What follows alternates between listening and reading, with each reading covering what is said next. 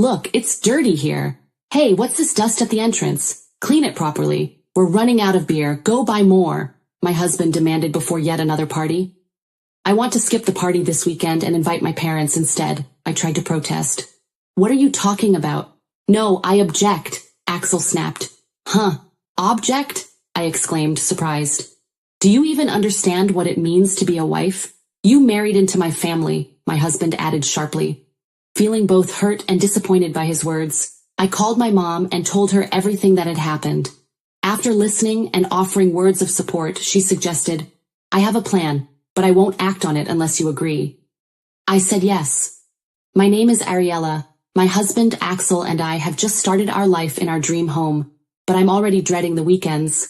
Lately, we've been hosting weekly parties at our house to welcome my in-laws. My wishes are completely overlooked, and I barely get any time to rest. During these parties, I end up acting like a servant for my in-laws. Axel and I have been married for 3 years and work together. In the early days of our marriage, we lived in a small 2-room rental apartment. Hey, shall we start building our own house soon? I asked. Yes, I also want to live in our own house, my husband replied. Buying a house was a big investment. I supported my husband, who was loose with money, and worked hard on saving and budgeting.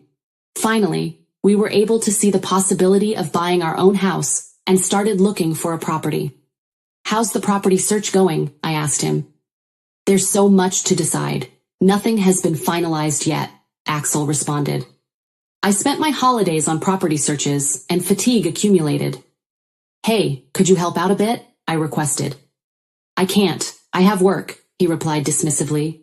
You're really not reliable, I remarked. Oh, right. How about searching with my parents? My husband suggested.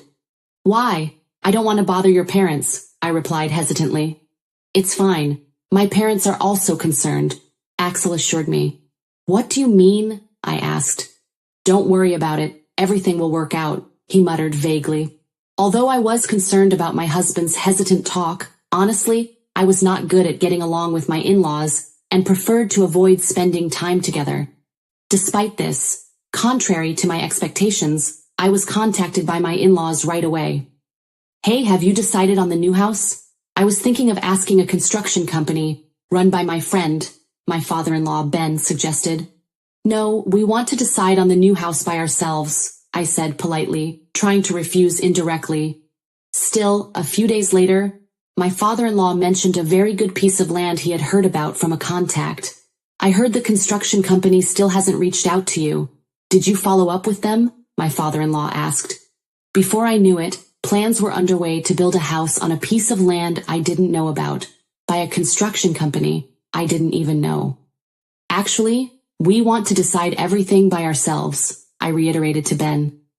Oh, my son said he wants us to take care of it. Make sure all the appliances are fully electric, my father-in-law insisted. The intervention by my in-laws became stronger day by day. I requested my husband to speak with his parents and ask them to refrain from getting involved. Why won't you just go along with my parents' suggestions? Their opinions are the same as mine, so there's no need to overthink it, Axel concluded. How can you say that? Proposing to create a vegetable patch where the car is supposed to be parked or installing a pizza oven in the kitchen.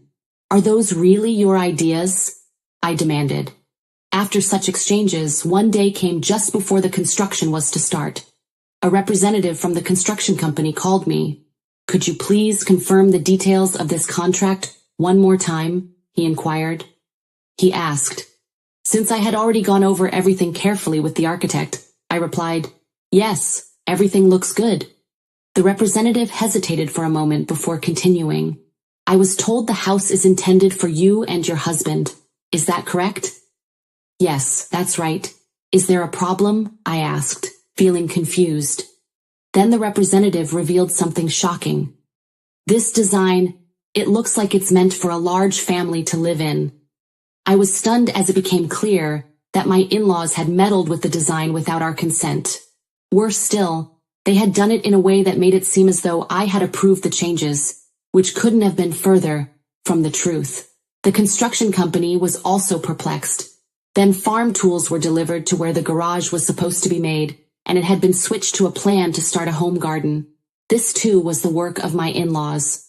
A few days later, a notice of unexpected furniture delivery was in the mailbox. It was cash on delivery. Yet again, Axel's parents had meddled. "Father, mother, please stop acting on your own," I pleaded. "Why is it bad?" Ben asked, confused. "It's wrong for you to interfere in the house we will live in," I explained. "What do you mean?" "Isn't this our house too?" my mother-in-law exclaimed in surprise. Incredibly, it seemed my in-laws had assumed we would be living together. I hurriedly contacted my husband. "Your parents have a big misunderstanding," I said urgently. "What are you talking about?" Axel asked. "They think they will live in our new house with us," I clarified. "Oh, so that's what this is about," he said nonchalantly. My heart sank at my husband's indifferent reaction. "Actually, I think it's the best idea," my husband admitted. "What are you talking about?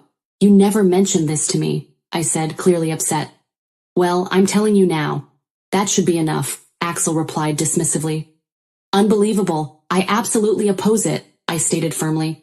"Wait a minute, this is about my parents. Why do you oppose it?" he added indignantly. It seemed my husband had no doubts about living with his parents. On the other hand, he pressed as if to blame me for my opposition. "Can't you, as a wife, get along with my parents?" he asked accusingly. "But the design was changed without my consent," I countered. "Well, the elderly like to meddle. It's from goodwill," Axel defended himself. "That's not possible. There's no trust between me, you, and your parents," I replied indignantly. "We can build that trust from now on," my husband said dismissively. "The problem is now I can't live with people I can't trust," I declared. "You're being too sensitive," he retorted. "Then we should cancel the new house plan. Stop the construction," I continued firmly. "Let's calm down," Axel concluded. My firm opposition led to the cancellation of the plan to live with my in-laws. Doubts about my husband remained unresolved, and it seemed he was also dissatisfied with me. Amidst this, our new house was finally completed. I felt positive for the first time in a while about deepening our family bonds while cooperating with my husband in this house. On moving day, when we had settled the luggage, my husband broached an important topic. "Now that we have our own house, I've started to feel the responsibility of being the head of the family," he said seriously. "I see," I responded cautiously. "I want you to listen. I want you, as my wife, to have that sense of responsibility too," he stated. "Don't you think that's asking a bit much?" I asked. "Hey, I'm being serious here," he replied firmly. I felt a bit of discomfort at my husband's confident posture with his arms crossed. However, thinking it was good that he started to feel a sense of responsibility, I replied, "Yes, understood." But I would soon regret that decision. It was a weekend, and my husband called me on his way home. "Tomorrow I've invited some colleagues from work over. I need you to prepare for the party," he informed me. "What? Tomorrow? Why so sudden?" I asked, surprised. "Why? Because it's tomorrow. You'll have time to prepare," he said as if it were obvious. "But I have a hair salon appointment tomorrow," I reminded him. "What are you talking about? Think about what's more important," my husband insisted. My parents will come over to help, so be thankful," he added. "What?" I exclaimed in disbelief. It was the first weekend after moving into our new house. I was looking forward to changing the layout of the kitchen and living room, but my excitement vanished in an instant. Furthermore, those in-laws of mine were coming to help. I couldn't help but feel anxious on the day of the home party. My in-laws arrived early in the morning as I was busy with the food preparation. When I asked for their help, my mother-in-law said, "Oh, such plain dishes. At least order some finger food. I'll handle the ordering." "Actually, the food is already prepared, and we have finger food ready. We can't afford any more orders," I retorted. My mother-in-law frowned. "What are you saying? Are you trying to shame your husband? Being stingy could affect your husband's promotion. What an understanding wife you are," she said sarcastically. I sighed, added, "Could you help with the party preparations instead?" "Sorry, I have a hair salon appointment. See you later," my mother-in-law replied dismissively. "Make sure to set up the food properly when it arrives." Leaving those words behind, my in-laws went out after only making their demands known. My husband was still asleep in his room. Somehow, I managed to finish the party preparations in time. When I tried to get myself ready before the guests arrived, my husband walked in and commented, "Look, this place is dirty. Hey, what's this dust in the entrance? Clean it properly. We're running low on beer. Go buy more." Ordered around by my husband and in-laws, who had just gotten ready, I ended up welcoming the guests without even having time to put on makeup. "Welcome everyone. Please this way," I said, trying to hide my frustration. My husband urged me, "Now serve the guests some drinks. Hurry up, will you?" The party that day was the worst for me. My stylish mother-in-law treated me like a servant without introducing me. When I greeted a few guests myself, they were puzzled by my appearance in a greasy apron, without makeup. They probably thought I was a servant of the house, which was humiliating. Afterward, my husband started to host parties every weekend, and my in-laws never failed to visit. Colleagues from work, their families, and even neighbors were invited without prior consultation. My in-laws continued to play the glamorous hosts at the parties, without offering any help, ordering me around. My husband adopted the same attitude as his parents. Initially, I complained to my husband, "Please, let's not have parties every weekend." "Why not? Everyone's having fun," he replied dismissively. "I work too, and preparing for parties all weekend really wears me out," I explained. "My parents are helping, aren't they?" he countered. "Helping? You call that helping?" I exclaimed in bewilderment. "It's because you can't handle the guests that my parents are stepping in," he added. "All your parents do is eat and talk without preparing or cleaning up," I shot back. My husband glared. "What do you mean? There's no need to talk about my parents like that." "But it's true," I insisted. "First of all, it's because you refuse to live with them that my parents have to come from far away," he remarked. I sighed internally at this exchange. My husband always brought up the fact that I had refused to live with his parents whenever I objected to something. He continued to argue that since I had accepted his requests, I should also listen to his desires. Amidst the days spent without rest, I suddenly realized that I hadn't yet invited my own parents to our new house. So I proposed, "I want to skip the party this weekend and invite my parents over." "What are you talking about? No, I object," Axel snapped. Object," I exclaimed. "Do you even have the awareness of being a wife? You married into my family, and above all, don't belittle my parents," he added sharply. "I'm not belittling anyone," I said, trying to stay calm. "Well, I don't mind you inviting them, but my parents come first," my husband concluded.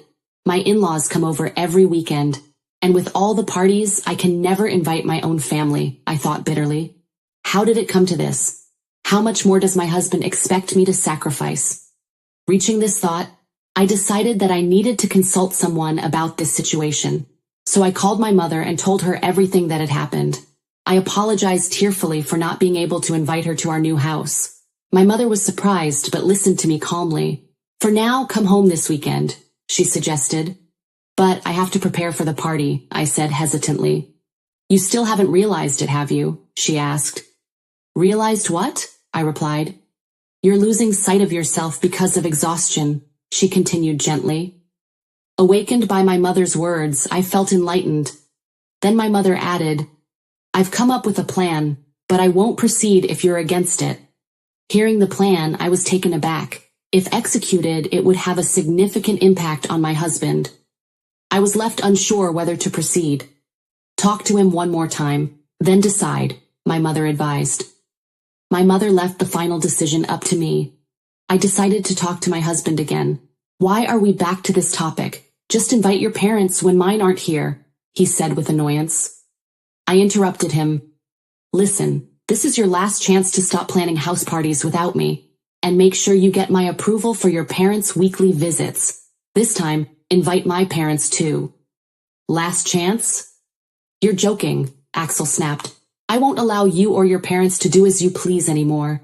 Listen, since you refuse to live with my parents, you should prioritize them," he added coldly.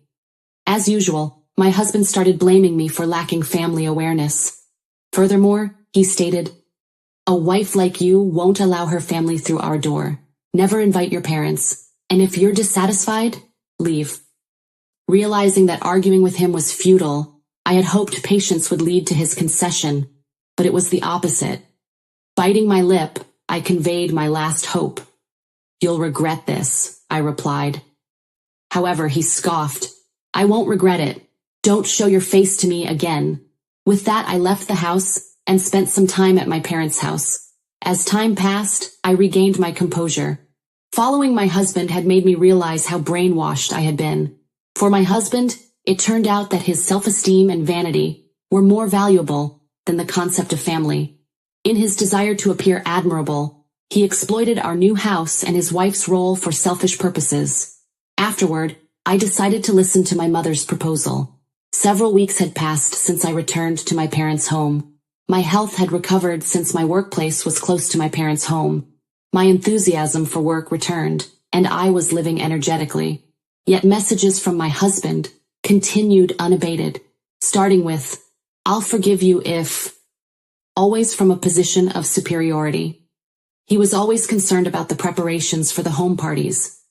Lately, the gatherings we planned at our house were canceled. "It's your fault. My position at work is getting worse because of this. How will you take responsibility? Think a little. I want you to fulfill your role as a wife at the important home parties," he ranted. My husband was furious that I hadn't returned home, especially since he had a special home party planned for the end of the month. This party was to welcome important people from his workplace at our house, a highly prestigious event for him, supposedly ensuring his promotion if successful. On that special day, I dressed up and headed to our home with my in-laws. My husband and in-laws were busy preparing to welcome the guests, managing the delivered food and drinks. My husband's bosses and colleagues were also present, and I exchanged greetings with them.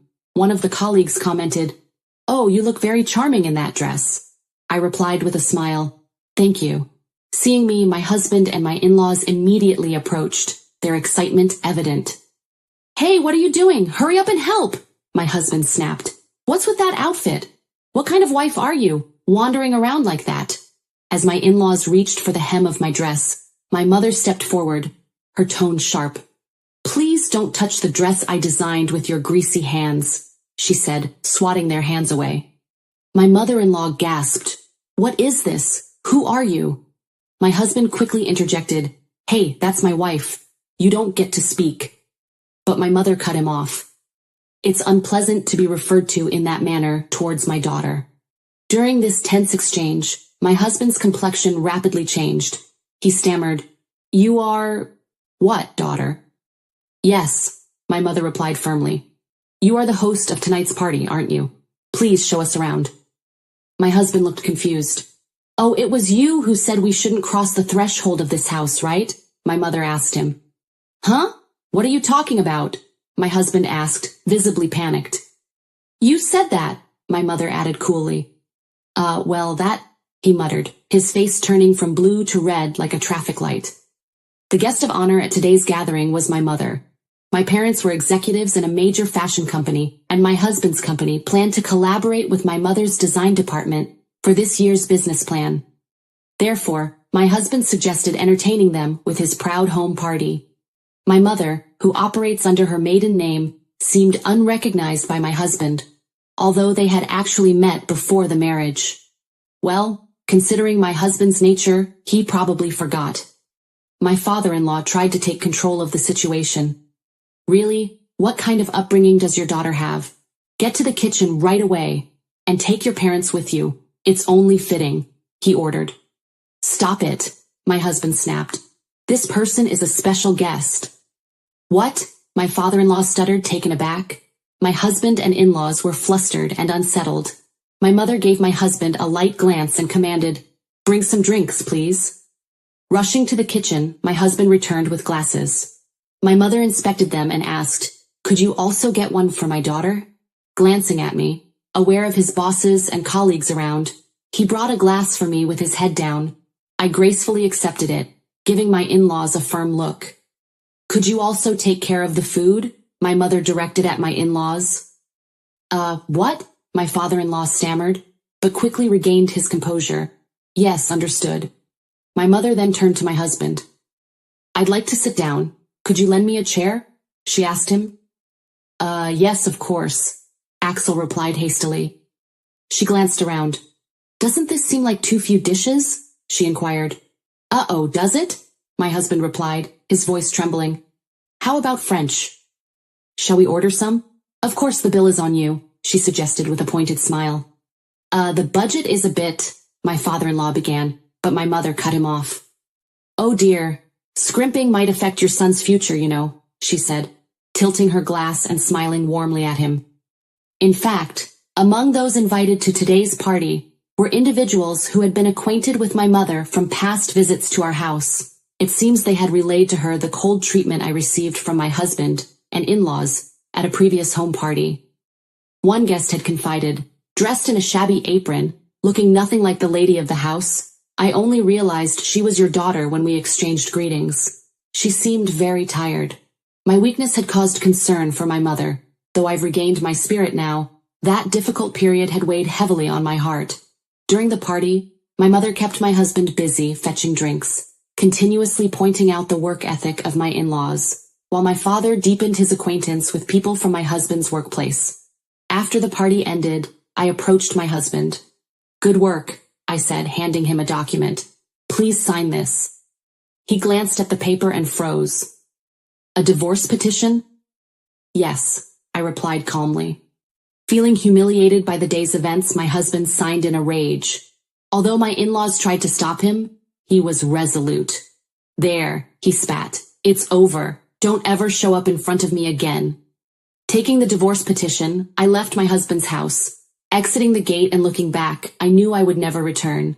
Thus, I bid farewell to the dream home I once longed for. The house had changed my husband's character completely, and I had nearly lost myself in the process. My attachment to this house had already vanished. Leaving the home party behind felt liberating. Afterward, I focused on my work, trying to forget the unpleasant memories of the past. With the divorce freeing me from the mortgage payments of my husband's house and the expenses related to the parties, I found financial relief. I started a new life in a rented apartment, away from my parents' home. My ex-husband was transferred to another region by his company, seemingly seen as a liability in the business dealings involving my mother. Moving to a new place, my ex-husband could no longer live in the previous house. Burdened with the house's mortgage on his own, he sought support from his parents, who apparently refused. As a result, there's been tension between my ex-husband and his parents. What became of the house after I left is unknown to me. I've overcome past difficulties, decorating my new place to my liking, improving my cooking skills on weekends, and leading a fulfilling life. Occasionally, I invite my parents over and host small home parties with homemade dishes. In this way, I've been able to spend warm and wonderful times with my family. Moving forward, I plan to cherish my parents and live with gratitude for each happy day.